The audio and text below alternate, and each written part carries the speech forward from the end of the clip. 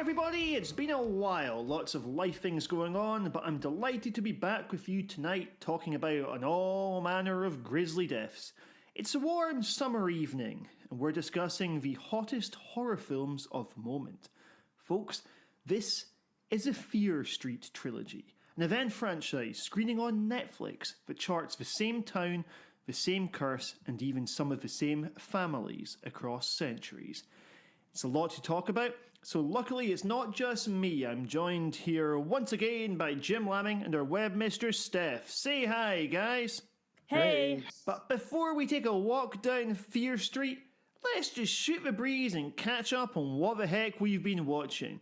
So, Steph, let's kick off with you. What have you been watching lately? Lately, I've been watching a film called The Green Sea, directed by Randall Plunkett, which previously on HorrorCultFilms, I've reviewed a couple of his short movies, and this is his debut feature film, so it's really nice to see what he could do with a feature-length movie. And the film stars Catherine Isabelle, who you'll probably know from Ginger Snaps, American Murray, and it's a character-driven, surreal fantasy drama, and it follows Catherine Isabelle's character, Simone, as she deals with things in her current life and past. And she plays an author who was previously in a former career, a heavy metal musician. And her previous book was a success, and now she has to deliver one again. But it's been 6 years since her previous book, and she's being contracted to, obviously deliver this new novel, but it's just not coming. So I can really recommend it. It's a fantastic, outstanding, actually, performance by Catherine Isabelle in a role you've never probably seen before. Her talents are just amazing, and I can't recommend it highly enough. So, but besides that, I've not really been watching too much recently. I've been enjoying this brilliant sunny weather we've been having, which is rare. So I'm enjoying it while it lasts. How about you, Jim? I've not really had too much time to indulge myself recently, but that's because I've been moving house. So I really have not been enjoying this glorious sunny weather we've been having recently. I think I've sweat more than my body is actually capable of doing. But that's not to say I haven't watched anything. Mainly, I've been getting a bit Fast and Furious, actually, because obviously 9 was on recently at the cinema, which was a cracking film. I think lockdown has allowed me to reassess or rediscover the artistry and majesty that goes into these brainy neutral action films. Because it's as if a switch is flipped, and all of a sudden, I absolutely love these. I mean, a couple of years ago, I'd have just written them off. I did enjoy Fast and Furious 8, and then I tried to watch a few of the older ones, but they just didn't click. But I recently watched Fast and Furious 7, which, again, was incredible. It's absolutely off the wall. I mean, these films, in terms of escalation, there's nothing better. Each one just ups the ante on the last. I mean, in 9, to go into space in a car... what more could you ask for, really? Yeah, that's one of the bits I really quite enjoyed the film, right? I've liked all 9 of them to a different degree. For me, the series peaks of 5 and 7. The problem I had with 9 is that I felt like John Cena was really holding back his natural charisma in order to be a bit like Vin Diesel. Like his kind of rugged, dark, tortured persona, it didn't work with a film where a car goes to space. like there's always been this kind of combination of sentimentality and big action scenes, and that works. But with Fast 9, I thought, like, it's a good film. I gave it a solid review, but it grated on me how seriously they played parts of it. Yeah, the tonal whiplash is obvious. I mean, 1 minute it's all brooding and serious, and the next minute there's a car breaching the atmosphere. Like it makes me wonder if Vin Diesel is aware of why people enjoy these films as much as they do. I mean, he's obviously gone viral recently for all those family memes, which I absolutely love. I just thought, just take yourself a bit less seriously, have more fun with this one. They did have Tyrese's character, who, after all of these films, I still forget his name in the film. Yeah, of course. Like he was the fourth wall, wasn't he? Really, just coming along with his self-aware fears, and it really changed the approach to things, I guess. But again, that added a bit more of a light-hearted side, and obviously the film is now kind of maybe taking a piss out of itself a little bit. But yeah, just all these little additions to it over the later films have made them more entertaining for me, I think. But those aren't the only films I've watched. I was lucky enough to review the True Romance Arrow 4K Blu-ray release, which I have done a review for the site. But I can say it's probably one of the best looking HD transfers for a film of that age I've probably seen. It looks fantastic. And I also watched Black Widow, the latest Marvel film. Unfortunately, not the way I would have liked to. I saw it on Disney Plus. Normally I would try and get out to the cinema, but with moving houses. So you forked out with 20 quid. Luckily, I didn't pay for it. Someone else did. So. What do you think of Black Widow? Like, I thought it was fine. I thought it was really difficult to dislike, but it's also very difficult to really love it. Yeah, it's not the best entry, but again, it's still a very solid one. But I think we're at the point where we're probably kind of running out of ideas, perhaps. In fact, a lot of it reminded me of Fast and Furious. That's a big car chase with the APC chasing them in the civilian's car, and that was ridiculously over the top. That really reminded me of that scene in Fast and Furious 9 where they've got the convoy of military vehicles plowing through the streets. All the family elements as well. Yeah, there's that as well. And I couldn't help but draw contrast to that. But it was good. I really liked the characters. Florence Pugh was fantastic in it, as always. And I really enjoyed David Harbour. He was good to watch as well. Florence Pugh was my standout for it. She's so funny, so charismatic. I hope we see more of her in the Marvel universe. Obviously, every film's got to be judged based upon its own merits, but still, it's difficult not to think of the 23 that have come before it. The biggest issue I took with it was the third act. He had a really unremarkable villain in it. Well, as soon as we saw it was going to be Ray Winston, like, no offense to the guy, he's great in a lot of films I've seen, but he just didn't show up in this, did he, really? No, I mean, it looked like he was just there for a paycheck. And with the character of Taskmaster in it as well, there was a reveal that came very late in the film that I don't see why that wasn't in the second act. It would have given the final confrontation a lot more meaning, and it just kind of felt like it was just sort of pulled out towards the end. The big fight in the air I thought was really enjoyable, and it was just Marvel doing another competent Marvel film. By this point they're good enough; they're not going to make a bad one. But at the same time, I just sort of thought, okay, it's not as good as some of the other ones that I enjoyed beforehand. Yeah, the problem is after Endgame, where do you go? Like, that film was just all climax pretty much all the way through, wasn't it? So it feels like the bar has been raised a bit too high for me personally. I reckon that when it comes to future rewatches, I'll probably watch it after Civil War rather than leaving it until this point. It didn't really justify its own existence for coming out right now. Yeah. Another issue I had with it actually was the way it ties into the TV shows as well. I know that the TV shows do hint at stuff, what's happening in the films and so on, but I was hoping they would be kind of kept as a separate entity. But then you had a character appearing in it from, I believe it was Falcon and the Winter Soldier. Yeah, I don't think those two universes should cross quite as much as they are doing, because it kind of alienates a few fans then, if you ask me. I haven't been watching Loki at all, but I understand that something very substantial has happened in it, which the films will have to reference. And another thing is, we're going to see a lot more of this. Yeah, it's short and sweet, at least. Only 5 or 6 episodes, I think, so there's nothing to complain about with that one, at least. It does, however, mean that everyone has to get a Disney Plus subscription to understand the next movie at the cinema. Issue. Bastards. Anything else that you've seen that you want to talk about? Either of you, Steph, have you not seen a creature feature recently? I did watch Benny Loves You, and I absolutely adored it, and I'm hoping to get an interview with the director soon. So if you listen to this and you've got any questions, then please do fire some over. And yeah, I absolutely love that. But then again, I just knew from the trailer that it was my kind of movie. You guys know what I like, and generally it's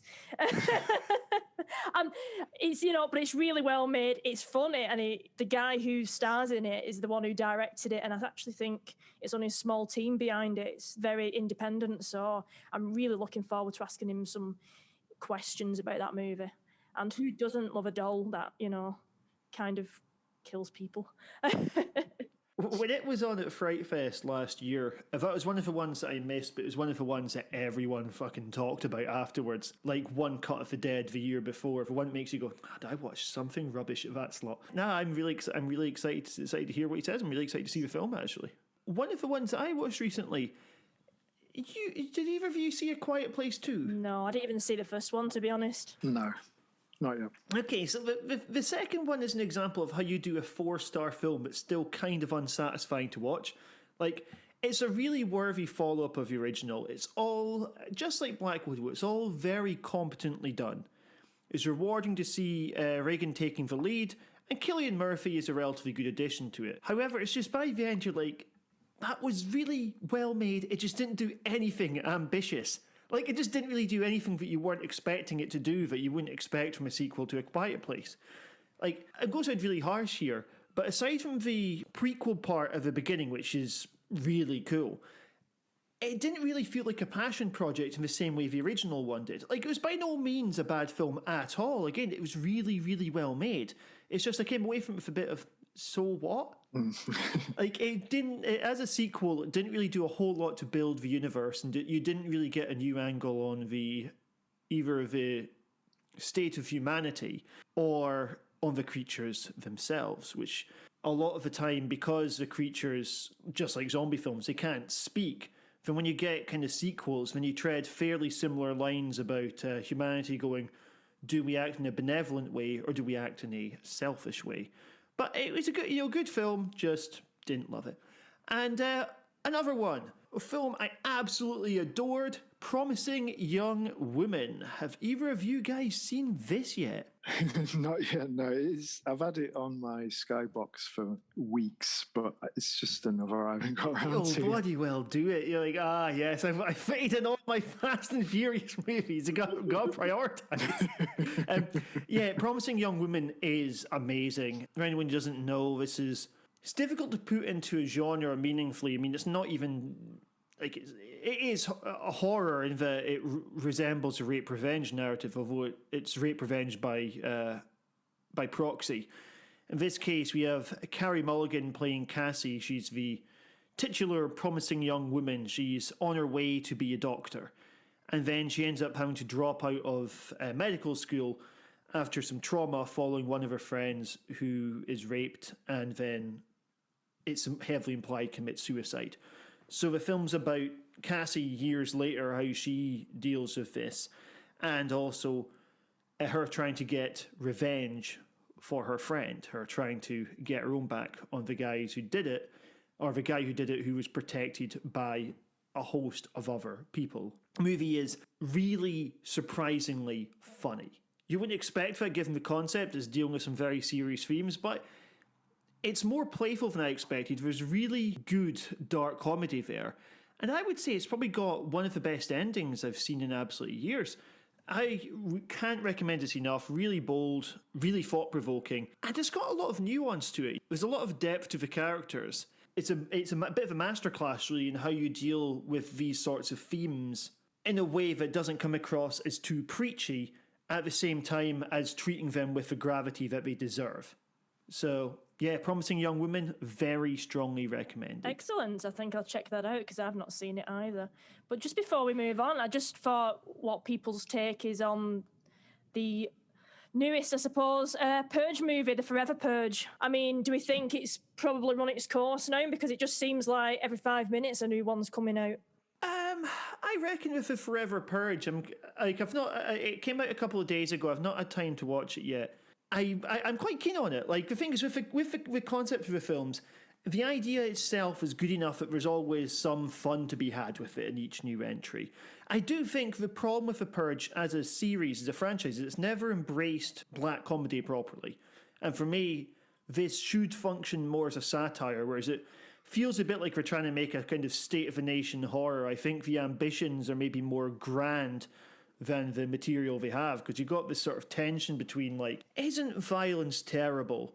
And then you've got this combined of, like, slow-mo gunplay and stuff like this. Like, it just sort of feels like a movie that's too dumb to be smart, but the idea itself is played too satirically to just be, like, dumb fun.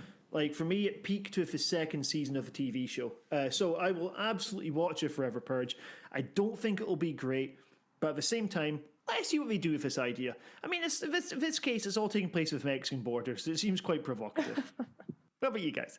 Jim? I do feel like they have kind of dropped the ball with the whole idea of it, really. I think they're maybe aiming a bit too low for its audience. I mean, there's a lot they can do with it. They could go in some extreme directions, but even the first one felt watered down from the promise of the idea.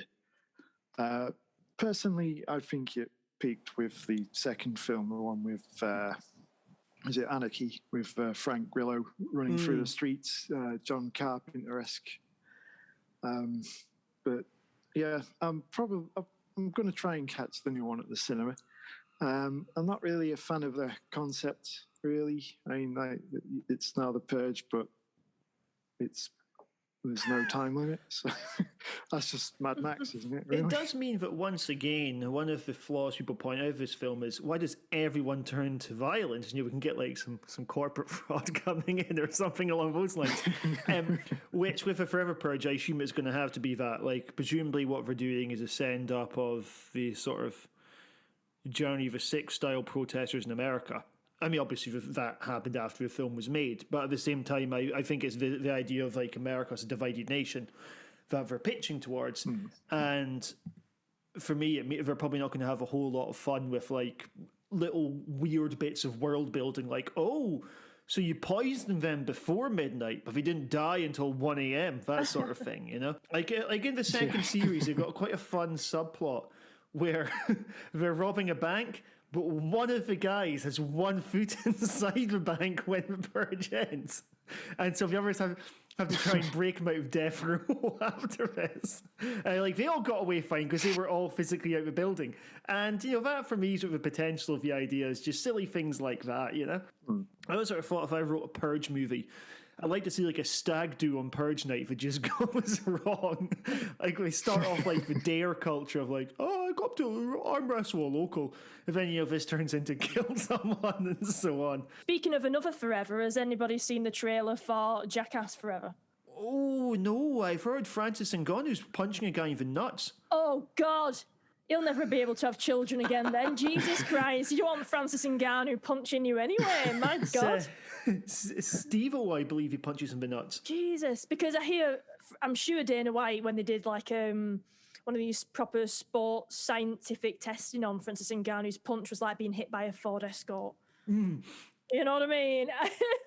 But yeah, you see these people on YouTube, you know, when they have Francis Ngannou training with them at the gym or something, and they'll just stand there and get him to punch him. I mean, surely Francis is holding back, because I know you've got ab muscles, but Jesus, you've got your stomach behind there and all your internal organs. I mean, that's just going to obliterate, isn't it? he was in Fast and Furious 9 briefly. Oh, was he?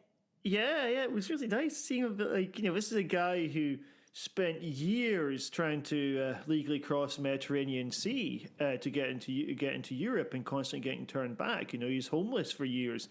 He's in a jail cell for ages, and now he's heavyweight champion right now. I'm sure he still will be when this goes out, in one of the biggest movie franchises in the entire world. Like, it's a fucking hell of a story he's got. Oh, absolutely. I'm sure at some point a documentary will be made on Francis Ngannou's life, because, you know, I think he deserves it, and he does some brilliant work. I know he does travel back to his home country and does a lot of work there for, you know, help his community. So good on him. I think we need a respectable UFC champion, and he's certainly one of them. And there has been others, but, you know, Ngannou is very much one. I wonder which person you were referring to there. I'll let you all guess. A certain champ. With Francis, understand. Sorry, Jim, we're not going to turn this into horror cult fighting anytime soon. But I understand that Dana White is going to be bringing in a new heavyweight champion because Francis Ngannou wanted to go off and visit Cameroon. And he's like, well, he's away for too long, so we're going to bring the interim heavyweight. So what a dick. Anyway, Francis, if you're listening, you should come on this podcast. Now, I've got a couple of movies I wanted to ask you guys about, which are upcoming. The new Suicide Squad, I believe, comes out next week. Jim, as the biggest fan of DC among us, are you personally looking forward to this? Because I've seen the trailer so many times now. Well, it had me at King Shark, to be fair. And voiced by Sylvester Stallone as well. I mean, what more of a draw do you need than that? Oh, that is fantastic Sylvester casting. Stallone playing a giant CG shark. I mean, come on. And it's got a good cast as well. I thought the original Suicide Squad film was abysmal. But, it's James Gunn directing it. He did a good job with the Guardians of the Galaxy films. So, I'm pretty optimistic. I mean, it's got a decent cast. You got Idris Elba, Margot Robbie, even John Cena's in that. But I can't see him being in that for too long. I can imagine a few of the higher profile names in that are somewhat expendable due to it being a Suicide Squad film. I mean, the absolute rogues gallery that we've seen, half of them are going to get killed after 30 seconds on screen. But it does look a good laugh. I mean, it's got to be better than the previous one. The only way is up for that series, I suppose. Yeah, it got me wondering, because this one's not called Suicide Squad 2 or anything, it's just called The Suicide Squad. Bit of a fuck you, really, from DC. I think they're kind of going for a bit of an old Men on a Mission vibe, with there's the prefix as well. And a couple of movies I wanted to see if you guys have seen the trailers for. You guys seen the trailer for Don't Breathe 2 that went up recently? No. I'm not very good at this, am I? No. And I've not even seen Don't Breathe. It's worth watching. It's good. Yeah. I'm just busy watching all the weird creature features and all like films from yesteryear and a lot of indie stuff. I don't really catch much of the mainstream stuff anymore. But no, go on. Yeah, explain. Personally, for me, I do try and avoid a good deal of trailers because a lot of them tend to reveal a fair amount of the film, especially with probably films where expectations aren't exactly high. And one example, I mean, I know I'm going completely off genre and probably back to the beginning, but Hobbs and Shaw, cracking film, but the amount of times I saw that trailer before a film at the cinema, before it was released, I felt like I had seen the film by the time I actually came to watching it. And, only maybe one or two of the action scenes were left unspoiled. So I find, watching trailers can ruin it a bit for you. I do like to go in blind to films quite a lot, like the ones we're discussing tonight. I didn't read anything up about these until we actually watched them. With Don't Breathe 2, I will avoid spoiling anything here, so you can still go in blind. It is oddly appropriate for the movie, actually. With Don't Breathe 2, the focus looks slightly different this time. I think it will still be pretty much the same kind of thing of a home invasion, but it looks a bit like what we're doing is seeing the repercussions from the first film. So it looks like it looks like his past will catch up with him a little bit. The other one I was going to ask about was Halloween Kills. Now this had a very spoilerific trailer. I basically feel like I've watched most of the film already just from seeing it, as you said, the Hobbs and Shaw. I don't know if this is really going to be up to much as a movie. Like, the trailer didn't really do anything to make me say yes or anything like that. I thought the 2018 one had a lot of potential, yet I couldn't stand the way that, like, at the end, Michael Myers was the underdog. Myers is in a house full of traps with 3 very heavily armed women. Like, you're like, no, he's not coming out of this situation well. And I guess we're going to see a more powerful version of Myers in this one, and probably a very high body count. But didn't really pump me up. I mean, I will still see this on opening night realistically. Yeah, I mean, that trailer, going back to what Jim said before, it pretty much, I think I've seen the film now that I don't need to watch it. Like you say, very spoilerific. You're right, David. We see really kind of what happens following, I'm assuming, the opening scenes of the movie. That's pretty much what the trailer gives away, I feel. And then several kills as well. Now, for me, with a slasher film, the method of the kills is always, not something you look forward to. But yeah, I mean, that's why you watch slashers, isn't it? To some degree, you want to see them actual scenes done and not have them ruined in the trailer, which I feel that trailer just kind of spoiled the entire thing. I don't know what's probably left. I mean, I'm assuming the body count will be high, so there'll probably be more kills besides, but I just think, have trailers kind of lost it in recent years? Have they decided if it's show too much? I mean, I've always been a fan of trailers before seeing a movie at the cinema. That's one of my favourite, bits. Nobody likes the adverts, but the trailers, yeah. But lately, you're right, they just spoiled far too much, and I am one of those as well that likes to go into a movie blind. So they need to tease us and not, just give the whole game away. I don't know what's happening at the moment with that. I thought the worst trailer I can think of was Pet Sematary Remake, where they go, okay, we're going to show the entire first 2/3 of the movie here. For anyone that doesn't know the story, now you do. But we're also showing that it's not the boy this time. No, it's the girl. The one thing that we're changing from the novel. Yeah, so that irritated the hell out of me. Yeah, I think the problem with remakes is they assume everyone's already seen the original anyway, don't they? That's what I found with that film. Well, it feels into Jason Blum behaving after Jason Blum said that with The Exorcist, he thinks half the audience would never have heard of it. Like, what? I don't know what planet he's on. How have you not heard of The Exorcist? My God. I could be totally off here, but I like to think that teenagers still watch that film. I like to think teenagers are still like, ooh, you've seen The Exorcist, it's scary. Especially with streaming these days. When we were that age, we'd have to either hope we could get it from the video shop somehow, tape it off the telly, or hope someone's got it in their video collection that you can borrow for a little while. Exactly. Streaming takes all the effort out of these things. Like they probably will have it. They've things like Halloween, and yes, I'm sure we're all from a generation of people who found porn magazines and bushes. So we're aware of what else that could be referring to. And then years later, you realise why they were in the bush. Anyway, on that bombshell, let's move on and take a trip down Fear Street.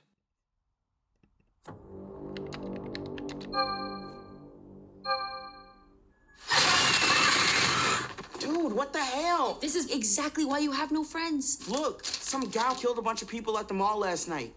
Holy shit. Another shady side tragedy. Fits the narrative, right? Sarah Fear's back. Christ, not you two. There's no angry, dead witch. The only thing that made him go crazy is this town. The dude was wearing a Halloween skull mask. How is that not fun? Fear Street, 1994. The creation of one R.L. Stine. Jim, Steph, I want to ask you guys a quick question here. This can help you in pub quizzes, so everyone. How many books do you reckon R.L. Stine has written? Oh, because he's done more teenage ones, hasn't he, as well? You've got Goosebumps and Point Horror. I remember often getting them from the local library when I was younger.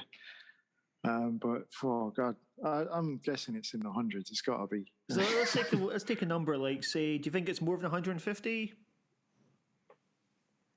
Approximately, yes. Okay, Steph, what do you reckon? I'll go 85. I don't know why. All right. I can tell you that as of right now, maybe by the time this comes out, I'll be one behind. R.L. Stine has written 493 books. Bloody hell, fire. He's got some work rate, my God. There were years where he was releasing more than one a month. Yeah. And the thing is, like, I read them all the time as kids. I read the Goosebumps ones. I read some of the Point Horror. I never read Fear Street, but they were great. Like you had this constant knack for like just a cliffhanger every 6 or 7 pages. I bet there's a lot of imagination that went into these. Some of the villains, they still stick with you. I'm sure we all still remember Slappy the Doll, for instance.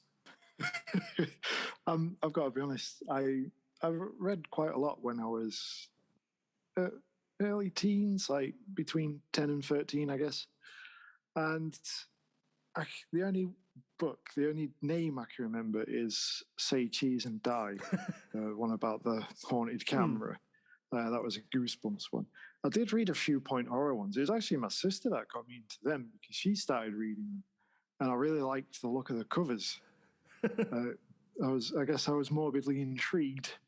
There's I remember getting Goosebumps books like every other week from either the school library or the local one in the village. But the names escape me. I mean, they were a big part of those few years when I was growing up, but I, for the life of me, can't remember hardly anything from any of them. They're quite fun for like Stephen King for kids, basically. I can remember ones like Return of a Mummy and Scarecrow Walks at Midnight and stuff like these. Like some of these ones are just etched into my brain. Piano Lessons Can Be Murder. That was another of the ones I enjoyed. Steph, you a fan of R.L. Stine? Oh, I loved Goosebumps. You know what? Especially for this podcast, I've actually dug out some of my old books. So, what have we got? Right, we've got like this feral hamster on the front, Monster Blood 2. Ooh, I remember Monster Blood and Monster Blood 2.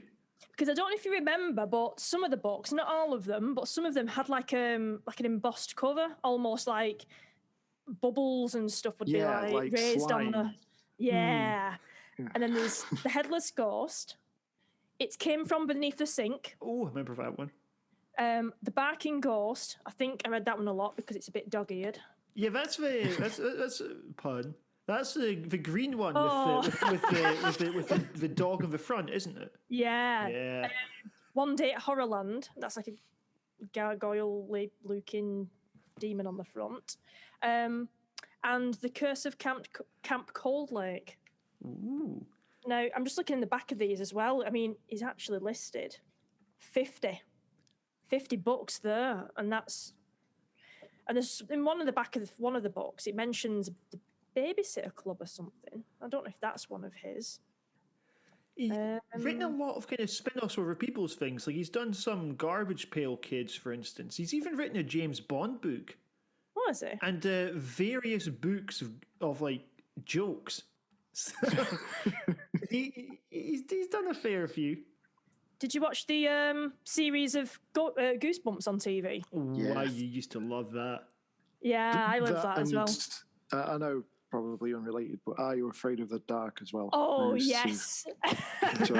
Those two were, must-watch TV shows when I was, later stages of primary school. I remember one in particular I got on video. I don't think it was a film, but I think it was from the TV series, A Night in Terror Tower. I believe it might have been 2 parts, so that's why it was like released on VHS and why I feel like it was a movie, but I think it was actually just a 2-part episode of the TV series. I just remember that because you got like a free holographic card of the medieval knight that must come alive or something. It's been such a long time, and VHS now you can't even play them. I'd love to get hold of a VHS player. I've got so many tapes I'd love to watch again from my childhood. He also wrote a series of Masters of the Universe books and G.I. Joe. So he's on some movie novelizations, including Ghostbusters 2 and Spaceballs. So he's I'm done pretty quite sure I had that Ghostbusters 2 book when I was a kid as well. So, is R.L. Stine the creator of Fear Street? He was not involved in these movies. The guy's in his 80s now, I believe, or very late 70s. So, I'm sure he's just kicking back and living off his royalties. Perhaps even watched them. Fear Street 1994 immediately tells us we're in for some trash, low-brow horror, so says the customer at the start. As per the title, it's 1994. If you didn't know that, well, you've got a very invasive soundtrack to tell you, with Garbage, Radiohead, Nine Inch Nails, Portishead, Cypress Hill, The Prodigy, Whitetown, and numerous other bands. It's a soundtrack that, just like Suicide Squad, see everything comes together, it shows you that you can have too much of a good thing. A series of hit after hit needle drops that just make you go, it's a cool soundtrack, but, back off. I'm going to kick off with you, Jim. What did you think of Fear Street 1994? I thought it was very entertaining. I had a good time. It did feel like it nods to Scream a fair bit.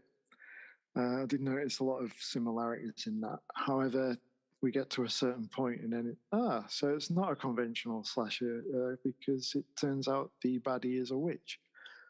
But there's going back onto the 90s part of it.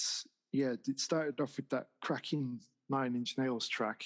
I thought, oh, here we go, some good music, and then it kind of peaked too early in terms of the soundtrack.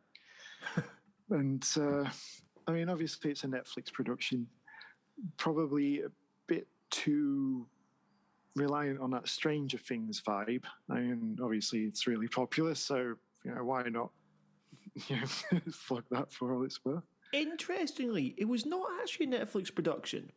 These three films were meant to be released during the year of 2021 at the cinema, but Netflix bought them. They said, rather than doing them a couple of months apart, let's do them a week apart. There we go. Interesting At least strategy. one of us is researched. However, you mentioned Stranger Things. We do, of course, have Maya Hawke from Stranger Things in the introduction. People may recognise her from Little Women, Once Upon a Time in Hollywood, and many, many memes where you have her standing by the whiteboard in her sailor getup. She is doing the Drew Barrymore death, which, as you said, a lot like Scream. They even use a shot for shot callback at one bit. When you've got the killer coming from behind, stabbing the chest. And the thing is, it could be hubris, but it's good enough to get away with it. I mean, obviously, as we've said, it's very similar, but it does its own thing enough to play more of an homage than to straight up rip it off. Obviously, once the initial killer is killed off and then reappears again, we think, is it a copycat? And then we get the reveal that no, in fact, it's the same killer just resurrected from the dead by a witch. Which was a great bit of a rug pull, to be fair. And yeah, there was just a lot of tropes in that first scene that we'd get a lot of from that era. Like we had the cliche janitor jump scare as well. That was, I guess, welcome. It's a film harking back to that era, so you can't really say it's overusing those tropes and cliches because it's representing that time, so it's got to use them. So, yeah, I think it's fair. I mean, it feels like a loving tribute, basically. Yeah. Steph, what did you think of Fear Street in 1994? Well, you two pretty much summed it up with I think we all obviously recognise that Scream homage of the opening scenes in Scream. I wasn't as convinced that it was set in the 90s. I felt like it was trying to achieve it, but it wasn't quite convincing me. I think, especially those opening scenes, I felt it was more, even probably a decade later, in feel, although trying to emulate earlier. I thought it was very gory. Yeah, so we've seen, like a lot of teenage movies that are maybe tailored to more the 18 to 21 mark. So, if we Scream, we've got a bunch of teens that are probably played by people who are older. They're a lot more old characters than the ones we see on screen here with Dina and Sam and all those, even though they're probably meant to be a slightly bit younger than the ones that are in Scream. So yeah, it started off well, and I, like Jim mentioned, I liked how it kind of, was doing its own thing. It was clearly like a love letter to the movies we're all accustomed to over the years, even sort of, following similar tropes. But it had this sort of witch element, which is interesting. And, and through that, we get introduced to several other characters with a supernatural vibe. So it was interesting to see how that played out in the first film. So although I thought the storyline was very interesting, but I still felt it wasn't as sort of deep as it could be. It still felt very light, very fluffy almost. But that was quite the juxtaposition to the sort of the death scenes, which I thought were quite, what's the word? This heat's bloody zapping my brain. Yeah, but the death scenes themselves were quite in your face, and they're quite gory, and they shocked me, to be honest, because it didn't sort of match the tamer sort of light teen horror that, the narrative was. So I was shocked but impressed at the same time. I mean, are we good to spoil it here? Are we? We're doing full spoilers for anyone listening. By the way, full spoilers. The kill for me was Kate at the, towards the end in the supermarket. The bread slicer. Oh yeah. I mean, my God, that was just like they went there, and that was pretty traumatizing. So yeah, it was. I was a bit unsure whether I'd like it or not, but no, I did. I enjoyed it, and I think with these films, you have to take them as to what they're aimed at, which is a teen audience. But us older kids, us adults now, can still enjoy them because it's harking back to the movies that we've enjoyed growing up. Yeah, going back to a couple of things you said, I was surprised to see that last part where they are in the supermarket. Like these guys, you think, well, in Scream, all the charming characters survived and went on into the sequels. So I thought, these guys are going to be, best pals and going to go off and save a day in the later stages. But then, no, they get offed, and in brutal fashion as well. I mean, the way they swing that axe in those films is fantastic. It's always every single death from that guy with the axe is very satisfying. It slams into their heads. It's great. And I do see this as possibly, despite the gore for, violence and swearing and sex, it does feel very much entry-level genre stuff. I mean, I imagine you're a 12, 13-year-old watching this, you shouldn't supposed to be. And this is going to be a series of films that a generation of kids are going to grow up watching and, remembering fondly, watching it again when they're growing up and thinking, oh, wow, this is scary. I just got that whole vibe from it. Again, like, it is paying tribute to the stuff we grew up watching, and maybe that's where I got it from. But it did have that, that whole feel of the older films you grew up watching on video that, you've taped off a telly that your parents didn't know about and that sort of thing. Just had that kind of feel to it. Yeah, I'd agree with that. I think there was a certain bluntness about it that was maybe seemed more severe because we liked the characters.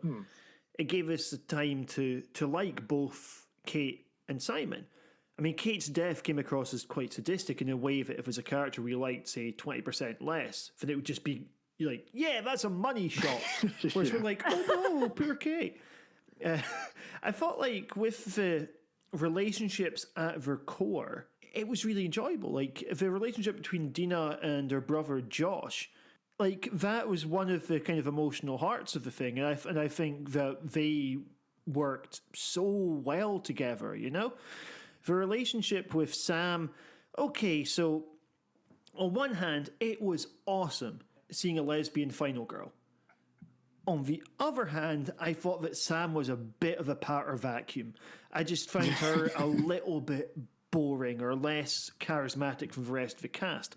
But at the same time, I like how 2 films from now, which we'll get to later on, we see a really interesting parallel for their relationship when we see the backing story. So I thought that was cool as. I think the sense of location was really, really good. You know, there's a lot of myth building, a lot of world building, as we see this rivalry between Sunnyvale and Shitty Side, as it's known. You know, and then like the way that all this starts from the settlement of Union, which of course we will see in a couple of films' time. You know, in fact, just this whole idea of a trilogy that takes place in this one location as we really delve into the lore of this, I thought that was such a cool idea. It was really neat. And like the location itself, I got real Stephen King vibes from as well. Like we see them going to that, is it a football game or a rally or something like that? And we're going past loads of these brilliantly Gothic looking country houses that just straight out of It and all those other early 90s Stephen King films, and it just looked lovely. Oh, absolutely. And have you even got that bit which does recall the scene in It where you've got Mike explaining the backing story of the time, where you've got Josh suddenly coming in as the chronicler saying, look at this, you know, here's all the different murders that have happened here. Yeah. Like, on one hand, it's frustrating to see a bunch of text come up on the screen and just have a character reeling off some lore, but at the same time, it was so well done that I was okay with the delivery, and I thought it gave like an epic scale to something that we're only just getting to know about. Yeah, the internet chat thing was very exposition heavy, but I don't think they could have delivered it in a better way than that. It worked really well, and plus it also it worked on a couple of ways because like he's really keen about all this witchcraft stuff and that, but he's also thinking he's getting somewhere with a girl as well. So yeah, it was a nice sort of innocence about it. And then, you know, when we do see the relationships develop, like that bit where we've got whoever did that cover version of Sweet Jane, and you know they're all in the toilets, seeing if they've got blood on them and stuff. Like, it was a nice calm before the storm. You know, the intimate bits felt earned because we liked the characters. The characters weren't all just like goody two-shoes or anything like this. You know, like Dina is a really flawed character in it. You know, she's really stubborn. She's quite selfish at points. And she also thinks it's a good idea to chuck a load of water on the car, right? But at the same time, I really liked her. Her performance was fantastic. But actually, on that bit where she's chucking the water off on the car, then the nosebleed, the whole thing spills, right? The thing I was wondering there, we know it's Sam's boyfriend, what's his face? Thomas, is that his name? And they're the ones who are chucking bottles at the bus. Now, why didn't they give Sam a mask as well? like, oh, this is a perfect crime if we didn't reveal one person who's in this car with us. Made absolutely no fucking sense. But yeah, I liked that it didn't like these characters weren't perfect. You know, they're all doing drugs or dealing drugs at the same time. You know, the bit where we've got this quite good dilemma of, do we sacrifice Sam so that we can live ourselves? Like, it's something that Final Destination 5 tried to do, but then just kind of chickened out of. Whereas I like that we had the good guys having this conversation. It was rewarding. It's good to have characters that are rounded. Yeah, and I liked that idea of these malevolent beings only targeting the one person. Everyone else is kind of being like by accident because they had that person's blood on them. Well, except when we have the receptionist and the nurse in the hospital who seem to die for no reason. Yeah, that's a bit flawed. That it seemed to be only the person who obviously touched the remains is the focus when it suits. Yeah, there is that, but they were still a couple of good kills though. So I'm willing to overlook that one where it gets stabbed through the bottom of the jaw. In fact, the dilemma itself, if they go, well, if we're only after Sam, then I mean, technically speaking, the dilemma's null and void as well because it doesn't put them in any extra danger. but but we can buy the killers are quite inconsistent, so it's okay. I did think Dina's character was a bit overpowering at times. She came off a bit too capable and confident. I just remember that bit with the gun with the police officer that she kind of bumps into or frisks at some point, you know. And I'm like, really? So how old are we saying that Dina is? I mean, what was it, 16? Yeah, about 16 I took her as. Yeah, I mean, she's very headstrong, you know, a bit street smart. I mean, obviously all these kids in it have kind of come from a sort of upbringing that could have been better. Hence why a couple of the characters are drug dealing. You know, it's shady side. No one's got a good life. Everything's been a struggle. And then even when they grow up, it's not any better. So I can kind of understand there'll be a bit of street smarts, but I don't know, it just took sort of the plausibility out a bit. It felt like Dina's character was a bit too capable. I'd like to have seen a bit more of a struggle of being in control there.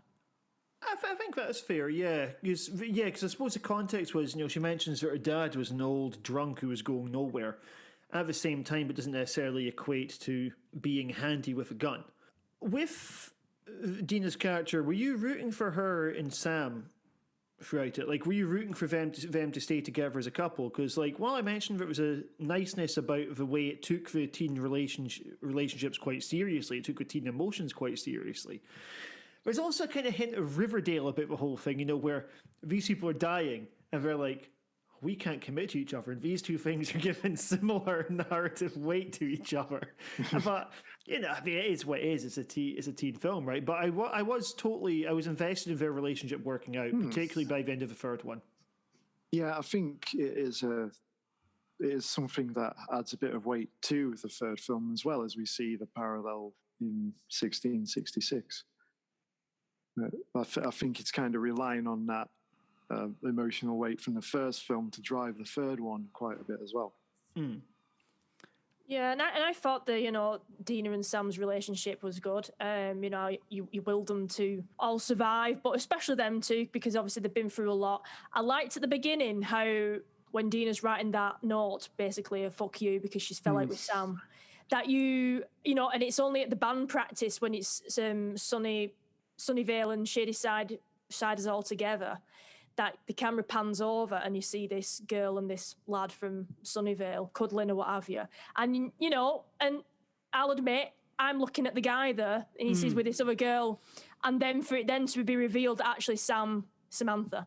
So I thought that was quite clever, you know, and I think it's good how they sort of approached it from a lesbian relationship and how other people dealt with it. You know, the friends were all cool with it, you know, but the parents, obviously, Sam's mum was clearly not, and I think that sort of deals with the sort of the perceptions as well at the time. You know, obviously, gay relationships have been a thing, you know, since the dawn of time. Do you know what I mean with humans?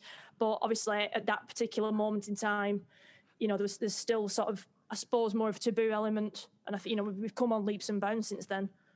The intergenerational aspect, the way people view the relationships, I think you're right. I think that does add something quite interesting. And I think there is a bit of social comment to the film as well, with this distinction between Shadyside and Sunnyvale, which is all about privilege and class. You know, we've got these rival towns.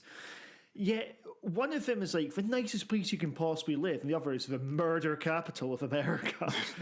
And then, of course, later on, you know, as we find out more about this, so spoilers for future ones, we find out more about this later on. It's like, all right, well, this is based upon the occult here. You know, that the hereditary privilege we're seeing is treated like a curse. You know, some people are inheriting vast wealth, inheriting mansions, and other people are basically having to inherit the role of parent to look after their own brother because their parents aren't around. So I thought it worked that into it pretty well. Yeah, I couldn't help but compare it to Springfield and Shelbyville. Yeah. I mean, obviously, there was going to be something regarding the two towns, a big reveal at some point, because there was a lot of emphasis on both places hating each other, really. Maybe it played on it a bit too much because it wasn't that much of a big deal as far as reels go. You know, we've already established that both towns are, you know, there's something shady going on there. Oh, I see what he did. Boo! But yeah, I do think it maybe dragged out the rivalry a little too much. A couple of things I want to bring in before we move on is the killers. We had some pretty decent designs for the killers, I thought, and the standout was obviously Ruby Lane. You know, the use of "you always hurt the ones you love" all the way through it. I just thought that was cool as fuck. Killers don't really need to signal themselves like she did, but it was just quite a decent horror motif. I liked the way that they used that for the entire duration of the trilogy. Yeah, it was good. I liked I liked all of them actually. I know a few of them just kind of appeared towards the end as it's gearing up as they try and stop the kids. But it was a neat rogues gallery. That little kid with the baseball, that was very creepy as well. Yeah. That was a source of good fun. And the guy with the weird long mask, that was interesting. We didn't see much of that, and I think it's because of that mask that piqued my interest on it a bit more. And it's a case of I would like to see more, but is it better as a mystery because it's it's intriguing you a lot more because you don't know what their story is. You just know that there's some horrible past behind it, and it is in a creepy mask. I think some of the stalk and slash elements were quite good, like where we did play it more as a slasher. Obviously, as it goes on, it becomes more explicitly supernatural and a different kind of horror movie. I do think the flashy presentation sometimes reduces the possibility of tension, but at the same time, when you've got your sort of slightly Scooby-Doo elements of the gang all working together, setting traps and things, then there is a bit of an emphasis on fun, so it's okay to do that. Although I got so pissed off when the Prodigy comes on with Firestarter just for a few seconds, I was like, they couldn't resist. Yeah, that was a bit on the nose, wasn't it? And I liked that while we did have references, it wasn't too smug about it. There wasn't like one of those big winks of going, see what we're doing? Yeah, it was fun. It does kind of toe the line between like 80s, 90s kids adventure and slasher. It had, that kind of feel to it. Even more so in the second one. But I think overall it finds a decent balance. I mean, the film as a standalone is very entertaining, but nothing more than feeling like an homage to those films I watched growing up. It's nothing particularly going to be lasting in the memory about that one, but it's an entertaining film on its own. But as part of the wider series, you look back on it and think, oh yeah, that really worked. In serving the rest of the series. It looked very attractive too. A woman who did it, I believe she did the movie Honeymoon from a few years ago, which also was very visually impressive. So yeah, I think she did a fantastic job with this one. Really good color palette throughout this movie. In fact, throughout all three. There's bits where it looked like an old school horror comic almost, particularly when we're around the neon lights of the shopping mall. You don't get malls like that nowadays. It's such a brilliant sort of aesthetic, isn't it? I mean, how I wish we could go back to the 90s. What's gone wrong? But just talking about... Yeah, absolutely. But just going back to the characters, I mean, we see like flashes of the different killers, don't we, in sort of like memories, or when they've... it might be from when Josh, Dina's brother, explains the history of the witch and all the things that have happened. But we get a sort of like a snippet of them before we end up meeting further few of them later on in the film. For me, the axe killer is probably my favourite. I thought Ruby Lane was good.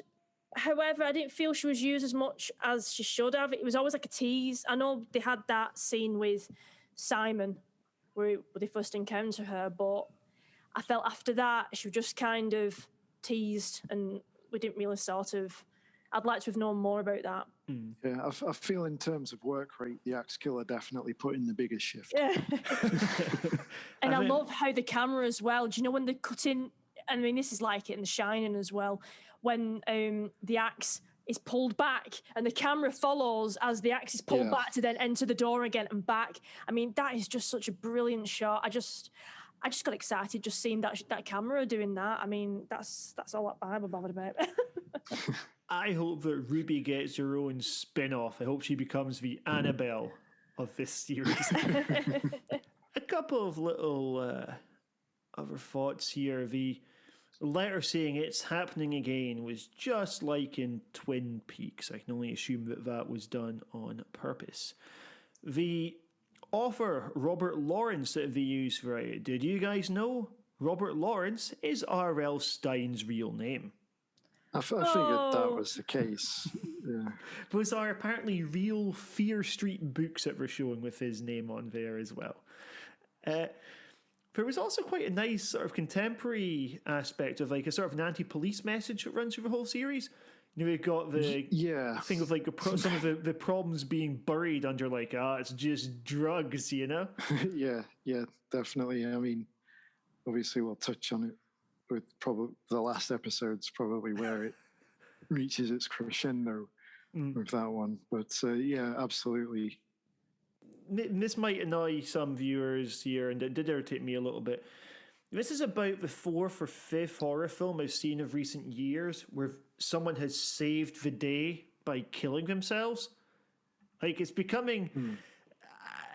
it's just becoming a cliche right now, you know, of, all right, this person's got to die for them to be able to, like, defeat the curse, defeat the baddie or whatever. Well, in this case, it doesn't actually work, so we don't save the day with this. But there's been a couple of very high-profile movies that have done this as their big plot beat, and there was also a small independent one that I will not ruin the name of. I found that a little bit troubling, but at the same time, maybe I'm taking second-hand offence on the part of an audience that I don't know will ever watch this. I sort of thought the witch character was also a bit sidelined in their own movie. You know, we're going to start learning more about them as it goes on, but because we've got quite a few villains here, you know, 3 main ones being introduced here, then it does seem like there's a problem with too many crooks, as they say. I did feel that at first. I thought, you know, because obviously the second film is basically a slasher in the guise of Friday the 13th and so on, and introducing the baddie from that one in this, I thought, well, they, you know, jumping the gun here a bit, you know, are they introducing too much too soon? But again, like as the series goes on, you realize, you know, these are all relevant to what's happened previously and so on. Like I thought they were just throwing mud and seeing what sticks at first, but as it slowly develops, you realize, it's not that bad actually, and actually quite fun. So I didn't feel like it was overused. I think that's a really good point, actually. I don't know that these are films you necessarily can just judge in isolation. If you change the ending for this and everyone lives happily ever after, right, you just end movie there, then yeah, maybe it would seem like too many baddies, but this is something we know what we're doing with it. And while we are undoubtedly seeing 3 films, they were all planned well in advance. Clearly they were filmed to be watched together in quick succession. And I think that's a fair point. We do get a payoff for all of these. We get a backing story. We're going to be ranking these in a little bit, but let's move on to the second one. This is Fear Street 1978. Looks like blood. Do you have a better idea? Maybe. Who are you? Nick Good. Bad things always happen to shady-siders. You feel it, don't you? There's something holding us down. Who's seen us? Run! One way or another, you're gonna die tonight. There it is. It's not just a diary, it's a map. I'm not letting you die. My sister's still out there. We can end this.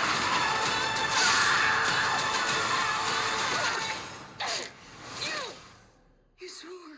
It's becoming a habit. Welcome to Camp Nightwing.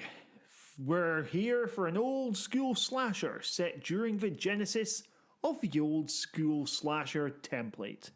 After a 1994 wraparound in which we meet Gillian Jacobs, who you may recognise from the hit show Community, we are going back in time. So gone is the Prodigy and Portishead, and instead we have Kansas, Bowie, and the Velvet Underground.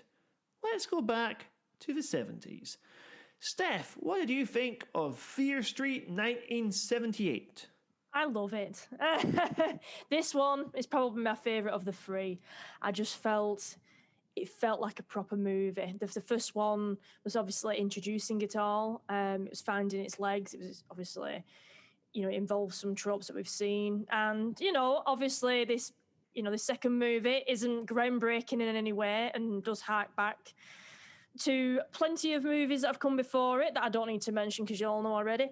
But everything about it felt like it'd been written a lot better. The characters were much more established. We have Cindy Berman, obviously the goody two-shoes of between her and her sister Ziggy, who's played by Sadie Sink, who you'll recognise from Stranger Things, whereas Ziggy is more of like the rebellious one. She knows that Shady Side's a shithole and you can't aspire to be anything else, where Cindy's is trying her best to sort of elevate herself and get out of it. So she's saving up for the polo shirt. She doesn't swear. She's Miss Polite. She thinks that somehow by doing this, she'll be able to break free from the Shady Side curse, where her sister Ziggy is like, no, just accept it.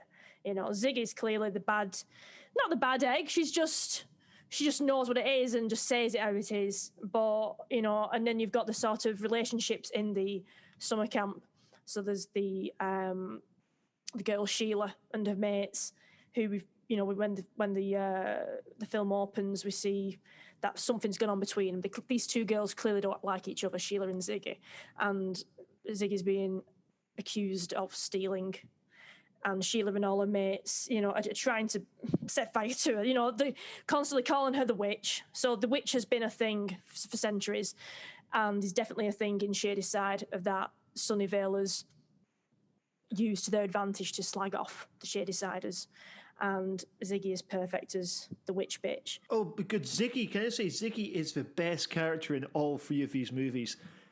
What a great performance by Sadie Sink in this one. It's just like Carrie goes to camp, essentially. I was so rooting for her during this. I think it was maybe a tendency in horror films for audiences to cling on to the kind of outsider characters. And she was my favourite presence in it. And Sheila, what a boot. Actually try and burn her. You're like, what? This girl wasn't raised properly. That's not. I'll tell you now, David. Girls can be bitches. There you go. It's that sort of snobbish thing we've got of like, because they're the Sunnyvale kids, and it's like, all right, well, we can mistreat these ones because they're they come from the scummy part of town, where ones we look down upon. And as horror audiences, we're like, hey, we're rooting for the underdog. This makes us like Ziggy even more. Absolutely. I mean, and all the characters in there, so it was great because you obviously had the older teens who were the camp counsellors, who I think were only part of it maybe through school or something. They had to be there. And there's definitely a split there between the ones who were born in Sunnyvale compared to Shady Side, just in the jobs they're doing as well. We see the Shady Siders cleaning the shitters. I mean, I don't think there's one character in particular, I can't remember his name, but he's part of the camp counsellors for Sunnyvale, who's very get up and go. And even when he's shagging the hippy dippy one from Shady Side, even afterwards he's like, don't even say that we've slept together. It's even then. So she's good enough for that, but then even then he won't like have it that he's actually slept with her. So yeah, you proper see the split. They've obviously been pushed together, and they kind of get along to a degree, but there is still that animosity there. But yeah, I just think it was a much better paced film and the characters was developed a lot better, and the story just felt like it moved at a more natural pace. And yeah, Sadie Sink, I think, just stole the show in that one. But although, Emily Rudd as Cindy as well did a really great job. Did either of you guys take it as much of a twist when you find out that it's Ziggy we're seeing in the future and not Cindy? I did kind of pick up on that. I didn't see it coming still.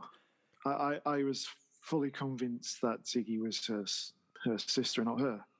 For me, it was a bit of a non-twist. Like, I was like, okay, so because we know the cat is called Major Tom, then you make the association with Ziggy as Ziggy Stardust. So I sort of thought, if you take about one line of dialogue, if she just referred to the cat as Major, so we think she's just one of those sort of like, stiff upper lips, slight colonial fantasy type of characters, right? And then later goes, oh, my cat's actually Major Tom. Then it would have worked for me, but I didn't take that as a particularly compelling twist. I thought it was too obvious. I didn't think it was particularly earth-shattering, but it was a nice little rug pull, I think. We are led to believe that she was the prim and proper self-imposter, I suppose, would be the right word. Yeah, I think most of it was just like that she still had a similar look, so maybe she, as an older person, she was dressing that way in tribute to her sister, perhaps. But again, it was a bit of a daft twist, but not one that was really integral to the story, I guess. I liked seeing the young Nick Good. Well, they refer to him as the future police chief, was a bit of a wink. But, that, because there's a character, obviously, we recognise from 1994 timeline, and that made the whole thing quite rewarding. You're seeing these, you're seeing a bit of backing story for a character who wasn't really fleshed out before. In fact, just like the villains, where we see who it is behind the sack mask.